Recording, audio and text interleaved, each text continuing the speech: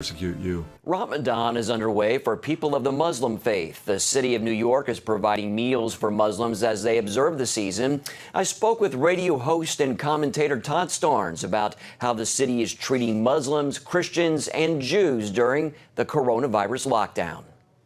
Todd, tell us what the city of New York is doing for Muslims for Ramadan.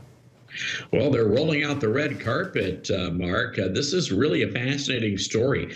New York City just announced that they are going to be providing up to 500,000 free meals during Ramadan. And by free, I mean taxpayer-funded meals.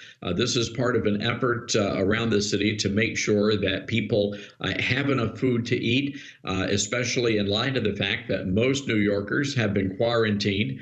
Their money has run out, and many of them, it's hard for them to find some place to get a good meal. You say mosques were left out of the mayor's mandate to shut down places of worship if they disobeyed the lockdown and social distancing rules, right? What's that about?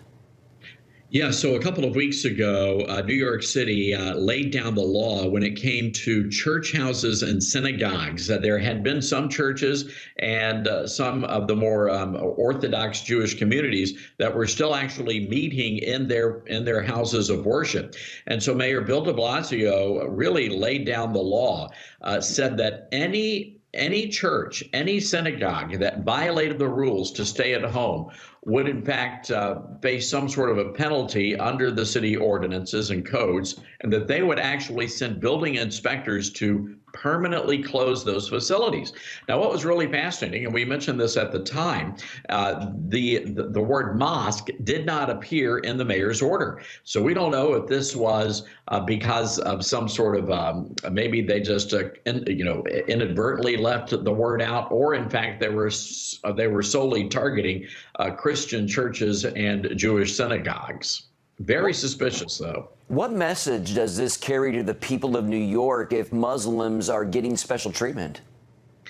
Well, this sends a very peculiar message, because keep in mind, leading up to Easter Sunday, the city was really hammering this issue home to Christians that you should stay inside your homes. You should not gather for Easter Sunday services. And then the city turns around, and not only do they appear to be accommodating to the Muslims, but they're using taxpayer money to make sure everyone gets fed. I think it's very striking when you compare how the city handled Easter Sunday to how they are handling Ramadan. And it sends a message that for whatever reason, they are more accommodating to Muslims in New York City than they are to Christians